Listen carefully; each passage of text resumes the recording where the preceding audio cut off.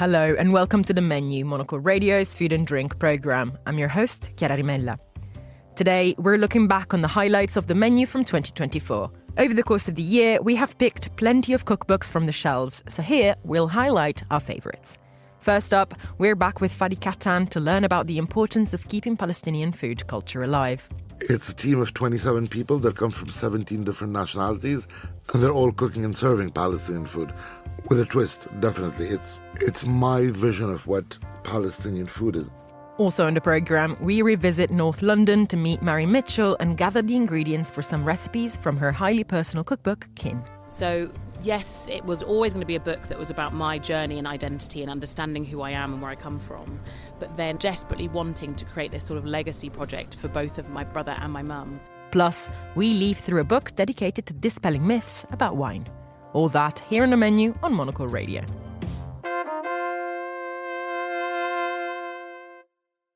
The war in Gaza has been the biggest news story of this year, and it's still as hard as ever to talk about food in this context, particularly when it may be scarce or even absent on the ground. In Palestine, as anywhere in the world, food is an important tool to preserve identity. This is something that chef Fadi Katan is keenly aware of.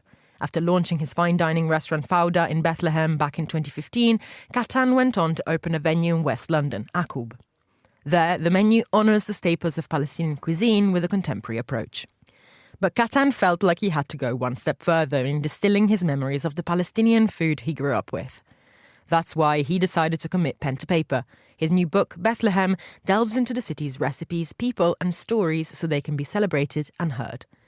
Earlier this year, Katan sat down with me to talk about what went into the book, the power of food and the bonds it can build within a community. I started by asking him how his career in food started. My food journey began like everybody else at the age of 6 months. My mother made a terrible mistake, was feeding me some cereal and then gave me a taste of a meat pie that's Palestinian called sfiha and tried to give me some more of the bizarre wheat thing, which I spat away. And since then, I've been totally somebody fixated on food. I did start learning to cook, like a lot of people, in my grandmother's kitchen. It's not, I think every chef in the world will tell you this. It's really the first taste buds that develop. And then you're watching, if you're like a 2-3-year-old kid, you're watching in awe this like production happening in a kitchen. For me, it started there. I was lucky to have my mother's mother be this fantastic cook that she was. My mother's an exceptional cook. I actually still call her and ask her things like, oh, so how do we do that recipe? Now she laughs and she's like, oh, are you going to deconstruct it? Why are you asking me? I'm not going to give you those foundations, but she does. I started professionally. I studied hospitality in Paris with a strong focus on food. And I went back to Palestine in 2000 for the opening of a hotel I was working for. The second intifada happened. We closed down the hotel and I stayed. And I actually joined my father's business, which is selling commercial kitchens. So I was on the other end of the spectrum. And I used that to organize the first Palestinian cooking competition. And I was shocked because most of the chefs competing were actually creating European-influenced recipes. Because at a certain moment worldwide, there was this obsession of a duck à l'orange is more glamorous than your own cuisine. And that led me into starting to explore how do I take our kitchen that is very traditional, that's very family-oriented, that's very much one large sharing dish, and how do I take that into the setting of a restaurant? I opened Fawda in Bethlehem in 2015. Beginning of Fawda was quite funny and risky, to the point where we were the only white tablecloth restaurant in Palestine, and people thought I was, taking an enormous risk. I'm pretty stubborn. It worked. It worked because there was a space for it. It worked because we challenged people's perceptions. I realized at that time that there was a very strong desire to discover what Palestinian food was worldwide. And we're seeing all these chefs popping up a bit all over. within Palestinian diaspora starting to cook Palestinian food, starting to write Palestinian cookbooks. And then the London opportunity came up with a Palestinian who's the co-founder of Hakoub, Rasha Khouri. She reached out and said, look, what do you think of this idea? And we embarked on the journey of Hakoub. It's been, as you said, a year now. It's been a fantastic year. I am extremely proud of the team that's working at 27 Uxbridge. I'm proud at plenty of levels. It's a team of 27 people that come from 17 different nationalities, and they're all cooking and serving Palestinian food with a twist, definitely. It's my vision of what Palestinian food is. We're not a restaurant aimed at a community specifically. We are a restaurant, full stop. We happen to be Palestinian. We happen to be serving Palestinian produce. We happen to be serving Palestinian wines, but we are a restaurant. And opening up this food world, taking it out of a very community-oriented approach, I think is what everybody should be doing with any cuisine. I mean, we've seen recently in London more and more African cuisines being rewarded for what they're doing, fantastic chefs, where 10 years ago, those cuisines were very often limited to their communities. Well, food is identity everywhere, without a doubt. But in the context of Palestine, how would you explain the link between food and identity for you and for the food that you prepare? So, yeah, for me, food is identity and food is political.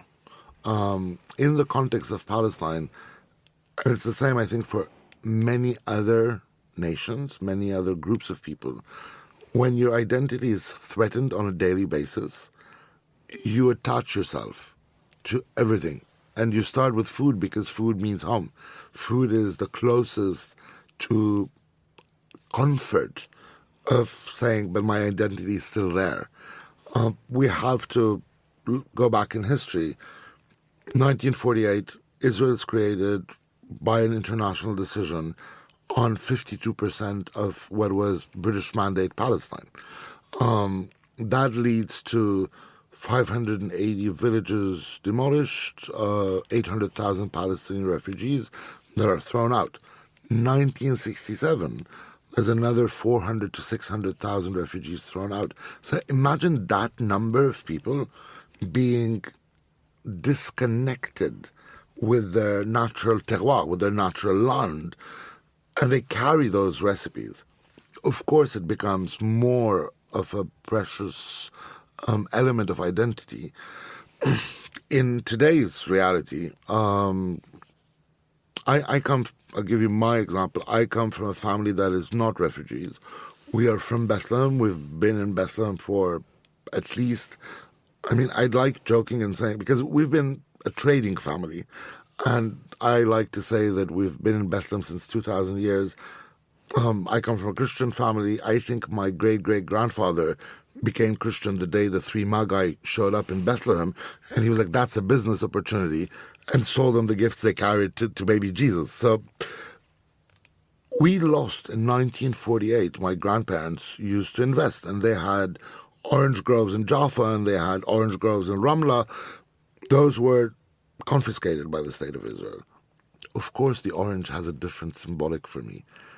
I do feel it is, I won't say a militant act, but I do think it is a very strong identitarian act to cook oranges, to work with oranges, and to say, look, those oranges symbolize for me that plant-programmed theft of my family's land. We used to export oranges. I grew up with the stories of oranges. I was never allowed to see those lands. Bethlehem is also the title of the book that you have written and that is about to come out. Mm-hmm. Why take to writing, and what led you to deciding to write the book, and what went into it from your side? Wow, that's a difficult question. To start with, our cuisine is a cuisine that's been orally transmitted. I think the real heroes of Palestinian cuisine are mainly women, are every woman that's been cooking Palestinian and transmitting it to the generations to come. But we didn't have many publications of the classic recipes. And we've seen it happen in the last few years where there's plenty of chefs that have written their books. I mean, plenty. Not enough. I think there's space for another 100 Palestinian chefs to write recipes.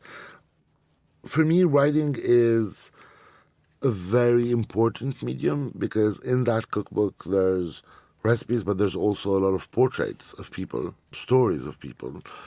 And I think we need to celebrate those people. We need to celebrate the artisans, the farmers, in my case, in the book, there's also a lot of my family stories. We need to acknowledge that. We need to give them the space that they've had to influence food. We are at a moment where a lot of our identity is being threatened of disappearing. And any form of documenting it is essential. Sharing it is essential. And also celebrating it. I want to see people cook Palestinian food as innocently as they cook Chinese food, as accessible as they cook Italian food. So it's a bit telling the story without being apologetic about being Palestinian. It is a very Palestinian book. I think a lot of people will be surprised that the book will challenge what they think Palestinian means, because that's the other side of the coin. And then there's the other thing, and I hope the book also does this, which is you do come to Bethlehem and spend 1 or 2 nights in Bethlehem and walk around and meet all the fabulous producers of food, all the fabulous foragers. Walk into I buy my spices from a shop that's been there since 1936. It is a tiny, tiny shop, I would say as big as this studio, and it's a cavern of treasures. That's the Bethlehem I want people to feel. I want people to feel that it's a celebration of Bethlehem and Palestine. That was Fadi Katan in conversation with me at Midori House earlier this year. This is The Menu. As the daughter of Jamaican immigrants who moved to London, Marie Mitchell's cooking is motivated by a powerful desire to understand and celebrate the recipes that are part of her family history. Her latest book, Kin, Caribbean Recipes for the Modern Kitchen, tells the story of Caribbean culture through dozens of dishes from fried plantain to rum punch.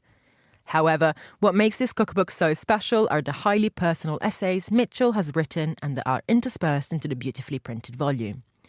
This summer, Monocle's David Pleasant boarded the famously noisy Victoria Line in London to its final northern stop of Walthamstow Central. Here, he met Mitchell near where she lives and, importantly, where she sources her ingredients.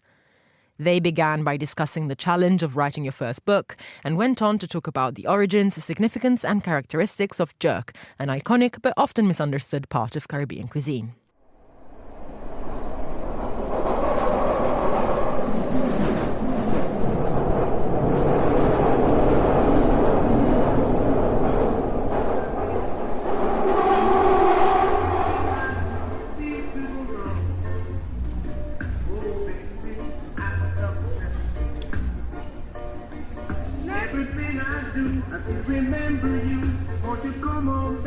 My name is Marie Mitchell and I've just released my debut cookbook, Kin.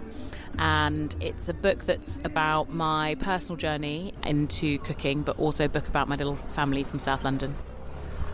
We're going to go on a little walk around Walthamstow to find some ingredients that form a really big part of your cooking and your story. But first, I just wanted to talk about the book itself. It's a really wonderful thing, and in many ways it's so much more than a food book or a cookbook. It's a very kind of touching personal account of identity, of grieving. What has that process of writing the book been like? So it's definitely a relief that I managed to get to this point, because there were definitely times that I didn't think I would get here, not actually that long ago. But the process was hard. I think a lot of people talk about the fact, or maybe they don't talk about it enough, that writing is actually quite challenging, and especially when you're doing such a big body of work.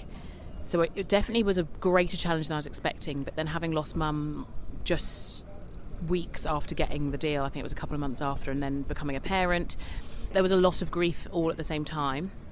And then I lost my brother, it'll be 15 years ago on Sunday, actually, at the end of this week, end of June. And that kind of brought up additional grieving again. So yes, it was always going to be a book that was about my journey and identity and understanding who I am and where I come from.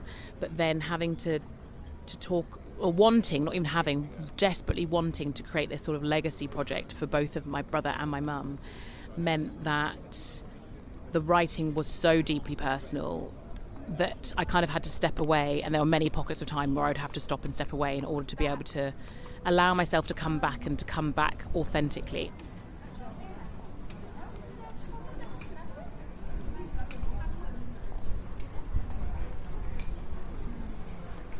Essentially what they were doing was they were hiding by cooking underground, so that they would smoke the meat covered so that it wouldn't produce loads of smoke.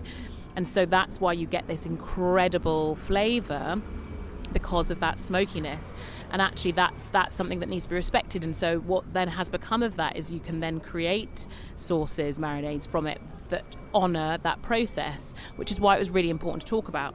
But equally, I talk about the fact that no, it is not representative of all of the Caribbean. The Caribbean is so big and so vast, and actually it's from Jamaica specifically, and yes, it is incredibly delicious, and that's why I include it, because my heritage is Jamaican, and I think I'd be doing a disservice if I didn't, mostly because I wanted to talk about the fact that it is a process, and for people to understand that. I want this to be the beginning of their journey to understand more about the culture.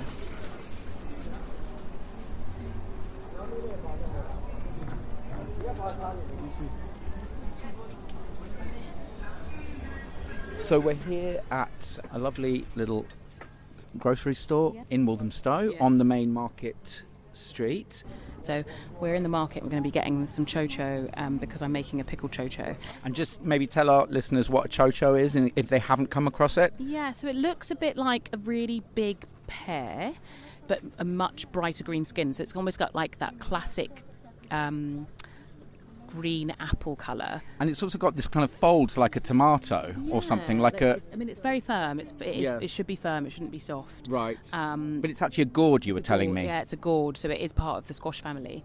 And so it takes on flavour really well, which is why I love pickling in it. And then also I put it in curry, so it just absorbs the flavour.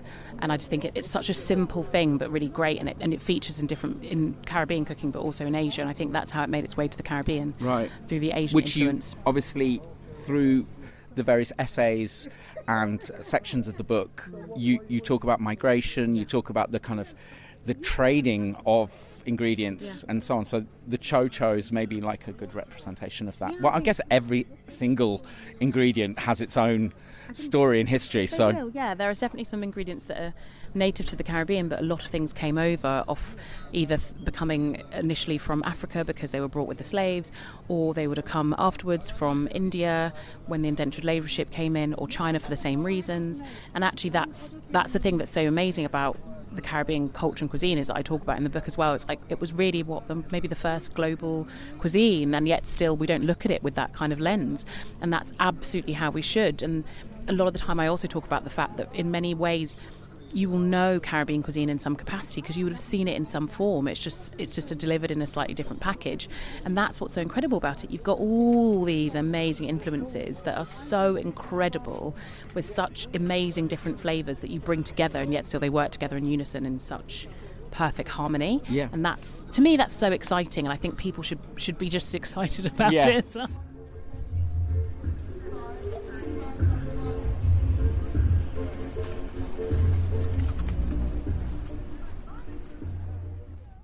David Pleasant there, speaking to Marie Mitchell. This is The Menu. After working in the hospitality sector for much of her teenage years and early 20s, Scottish-born, London-based Hannah Crosby became obsessed with learning more about wine, but she often felt that there were obstacles and barriers that made it unapproachable. That's why she decided to write Corker, a deeply unserious wine book.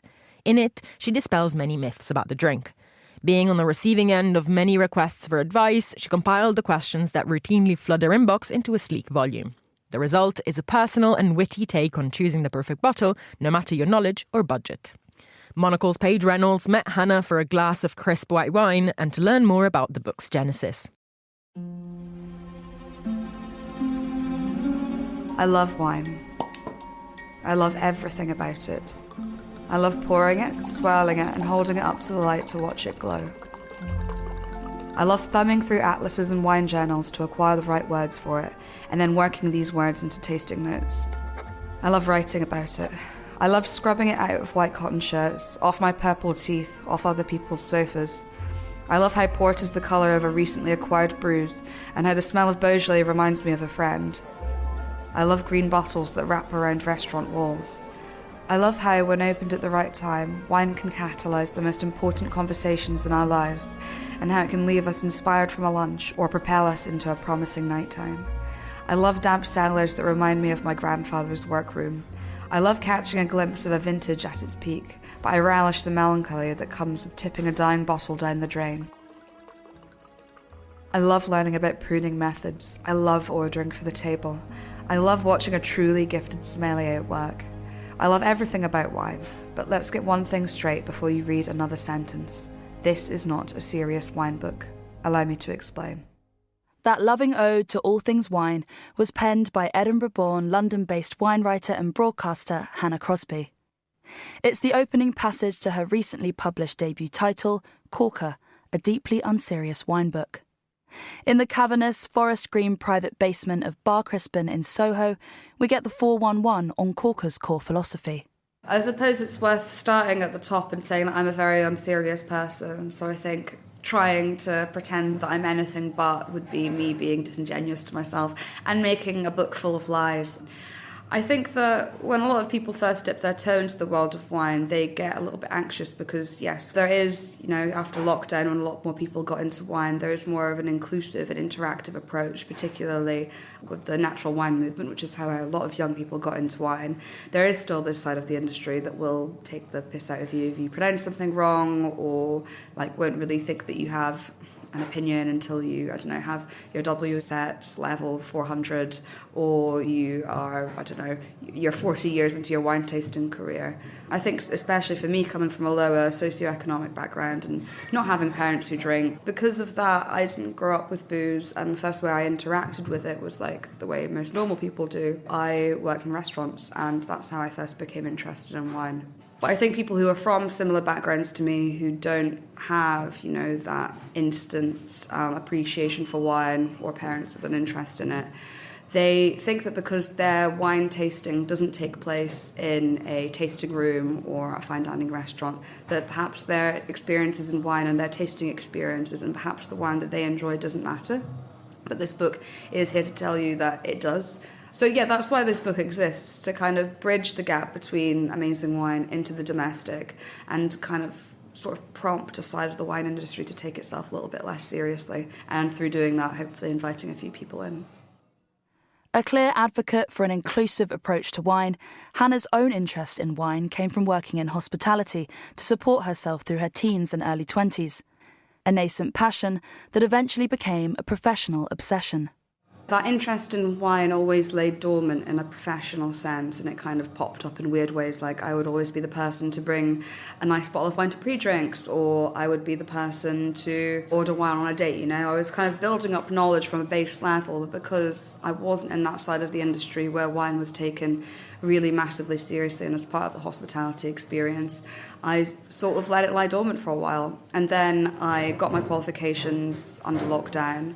And then also from just meeting more people in London hospitality, I was like, oh wait, it's not just like old dudes in red trousers and like claret jowls that work in wine. It's lots of women, it's lots of amazing dynamic young people who work in wine and have an interest in it. And I think that's where I became more empowered to sort of take on a communicator role, because I was like, okay, it's great that there are so many people already in wine that are women, that are young, but there's quite a lack of diversity in terms of socioeconomic status. I think that's probably one of the biggest challenges that we still have to face as an industry. Industry challenges aside, it was time to get into the nitty-gritty of Corker itself. Its almost 200 pages are sectioned not by the usual logic of food pairings, geography, or the variety of grape, but instead the book comprises around 60 domestic scenarios where you might need some guidance on the right wine to fit the mood. So, what's the thinking behind it? These are situations where you don't have like a big steak in front of you and you're not in a fine dining restaurant. You're in everyday situations, and everyday situations are when we drink. And also in the UK, we don't necessarily have wine with food. We will drink it like on the sofa when we're watching Love Island. We'll drink it with someone that we're trying to have sex with has come round and we're trying to seduce them. Like, what kind of wine do you drink to do that? And it's just kind of like acknowledging these domestic situations where people actually do drink wine. I think it's also probably a good time to mention that some of these scenarios are rooted in faultless logic. So what wine do you drink after you've just given birth? And I spoke to, new mothers that I know. I was like, what kind of wine are you looking to drink? What are you looking for in a wine? A lot of it is based in research and logic, and then some of it's just a bit silly. So there are many wines that you can drink when you've just been through a breakup, but I use an example and I kind of give some reasons. And I acknowledge this in the book. I'm like, you can drink whatever you want, but use this as a guide, use this as a way to familiarise yourself with new wines and understand why you might choose to drink them in the situations I put forward. But it's by no means a prescriptive guide. From meeting the parents to you've just ordered a massive takeaway, to the rather curious wine to drink when you don't feel like drinking wine at all, Hannah has matched life's big moments and its small with the perfect plonk, in a way that seems to better align with how we live. Yeah, I like to say this book was born out of a necessity. So I would get DMs from people asking for wine recommendations, but it wouldn't be like, I'm having salmon tonight, Hannah, what should I have? Because I think that this new generation, they value hospitality. If they want to pair something exactly with a dish, they'll go out and they'll pay for someone who's far more qualified than them to do that. I think that they're more likely to seek out hospitality experiences out and about rather than kind of do them at home. So instead of saying, I'm having salmon tonight, what should I have, and pairing wine with food, it was, I'm going to a barbecue, what do I bring? I'm meeting my girlfriend's parents for the first time, what do I bring to show them that, I'm a worthy match? And I found that it was so much more situational, and then I sort of started to build out this idea, what situations necessitate wine that aren't anything but going out to a restaurant. As well as spot-on bottle recommendations for everything life throws at us, I was curious to ask Hannah more about the younger generation's culinary nihilism, something she references in Corker that, as a young millennial myself, rather struck a chord. Yeah, so I think I'm kind of flitting between calling it culinary nihilism and gastronomic absurdism. I'm still yet to land on a term for it. As pretentious as it sounds, I think that there is some truth behind it. Young people have kind of I've resigned myself to the fact that I'm probably never going to own a house. I'm going to be a renter my whole life. My parents are renters growing up. It was only last year they were able to buy a house, and that was only because of COVID, and they were able to save money. Otherwise, they probably would still be renters and would be for the rest of their lives, But yeah, because we have a bit of spare money, we're young professionals living in cities, we are kind of choosing to spend our money on things that do make us happy in the moment. And for a lot of people, that is food. And it's amazing with things like the success of off menu. I think that's also a really brilliant indicator of how widely and passionately food is talked about. Food and wine is talked about now, and how much people are willing to spend on it. So I find it really interesting to kind of draw that parallel between the younger generations realising they're never going to own a house, but the fact that they're spending money that they could be saving, it's like that bullshit. It was like they're spending their money on avocados and flat whites. I was like, yeah, because we want to be happy right now. We want to live our lives. And I think people are feeling a bit disillusioned with the government, with the housing market, and people just want to spend money on what makes them happy in the here and now. And for a lot of people, that is food and wine. For Monocle in London, from a self-professed culinary nihilist, I'm Paige Reynolds. Thanks, Paige. And that's all for this edition of The Menu. Remember that we are back with a new episode again on Friday at 2000 London time. That's at midday in San Francisco. I am Chiara Rimella. This programme was produced by Monica Lillis and our sound engineer was Flynn Simons. Thanks for listening, and until next week.